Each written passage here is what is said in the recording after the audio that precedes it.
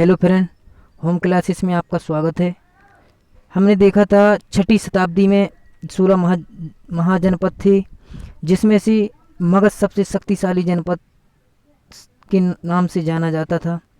उसमें से जो 16 महाजनपद काल के बारे में हमें जानकारी मिली थी, बौद्ध धर्म ग्रंथ था अंगुत्तर निकाय एवं भगवती सूत्र जो जैन धर्म ग्रंथ था उससे जानकारी मिली थी। इस प्रकार से हम देखेंगे आज जो मगध है, मगध के बारे में जो विस्तार हुआ, मगध में कौन कौन से राजा हुए, शासक हुए, उनके बारे में देखेंगे। पौराणिक स्रोतों के आधार पर कहा जाता है कि जो बृहद्रथ था उसने मगध का जो संस्थापक था, पहला जो शासक था बृहद्रथ था, फिर उसका पुत्र जरासन था। इस प्रकार इसने इसकी स्थापना की थी। जो अभी देखते हैं इसमें 16 महाजनपद में मगध के जो वंश के क्रम हैं इस प्रकार कौन कौन से हैं। वैसे माना जाता है हर्यक वंश था जो इसने मगध साम्राज्य का जो पहला वंश था, हर्यक वंश को ही माना जाता है। इस प्रकार जो मगध के वंश का क्रम है हर्यक वंश, शिशुनाग वंश और नंद वंश और मौर्य वंश। हर्यक वंश है जो उसको हम देखेंगे। हर्यक वंश जो चला है 545 ईसा पूर्व से 412 ईसा पूर्व तक। मगध का सर्वप्रथम वंश पितृहंता वंश के नाम से भी जाना जाता है। संस्थापक थे बिंबिसार जो 545 ईस्वी में शासक बने थे। राजगृह उनकी राजगृह को उन्होंने अपनी राजधानी बनाया था। इस प्रकार उन्होंने 3 विवाह भी किए थे, महाकौशला से और चैलना से और क्षेमा से। महाकौशला देवी जो कौशल देश की राजकुमारी थी, वैशाली जो चैलना थी वो वैशाली की राजकुमारी चेटक राजा की पुत्री थी, और क्षेमा थी वो मध्य पंजाब देश की राजकुमारी थी।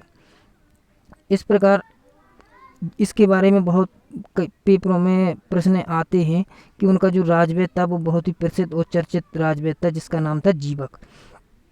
जीवक जब महात्मा बुद्ध बीमार पड़े थे तो उन्होंने महात्मा बुद्ध की सेवा में जीवक को भेजा था।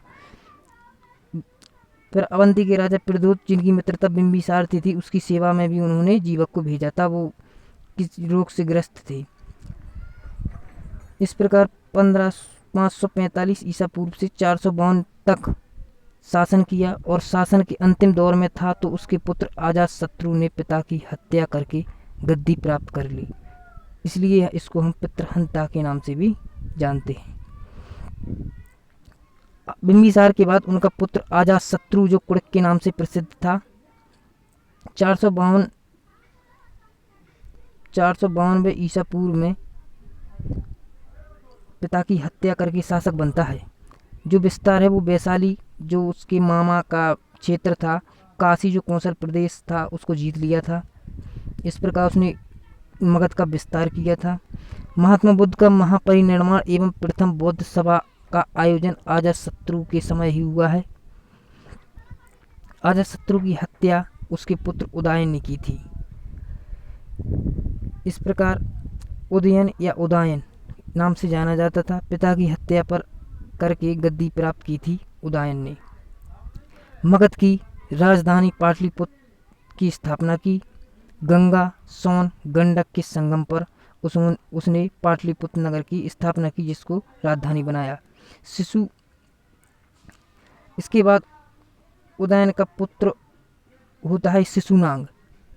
नागदशक होता है जो उदयन का पुत्र था नागदशक, उसके सेनापति थे शिशुनाग। शिशुनाग ने उसकी हत्या करके एक और नए वंश की स्थापना की जो शिशुनाग वंश से प्रसिद्ध है।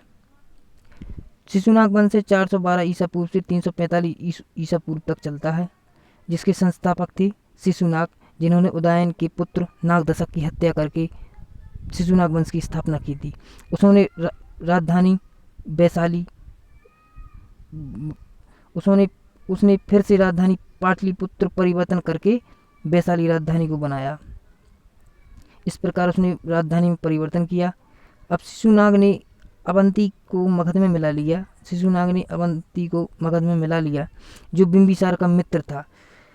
अवंती के राजा प्रद्योत थे जिसकी सेवा में उसने जीवक को भेजा था, उसी को उसने युद्ध में जीतकर अपने मगध में मिला लिया था।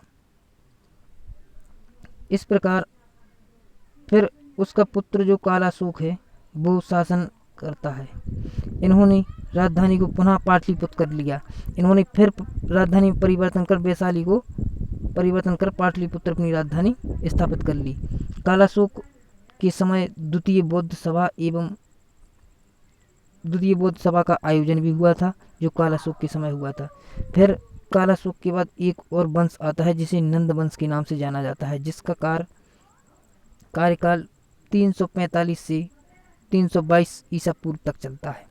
नंद वंश के 10 शासक हुए, जिसमें से हमको 2 की ही जानकारी मिलती है, जिसमें से संस्थापक महापद्म नंद ने नंद वंश की स्थापना की थी।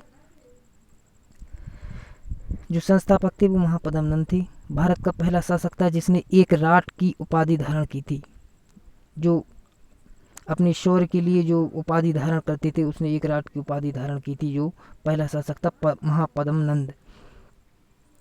और परशुराम का दूसरा अवतार भी महापद्म नंद को माना जाता है, क्योंकि इसने कई राजाओं को मारा था, इसलिए इसको परशुराम का दूसरा अवतार भी कहते हैं।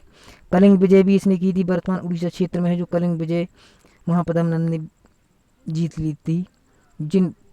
जिनसेन की मूर्ति मगध लाया था। जो जैन धर्म से संबंधित है, जिनसेन की मूर्ति भी मगध लाया था।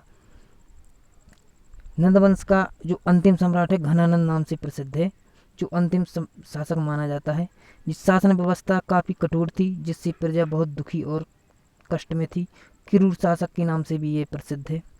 कहा जाता है कि इसने जो उसके मंत्री थे कौटिल्य का अपमान करके, जिन्हें चाणक्य के नाम से भी जाना जाता है, उसका अपमान करके दरबार से निकाला था। तो उन्होंने कहा था कि जब हम तुम्हारा सब कुछ नाश करके एक योग्य शासक को राजा बनाएंगे। इस प्रकार घनानंद के समय सिकंदर एवं यूनानी आक्रमण भी हुए और सिकंदर के समय भी हुए।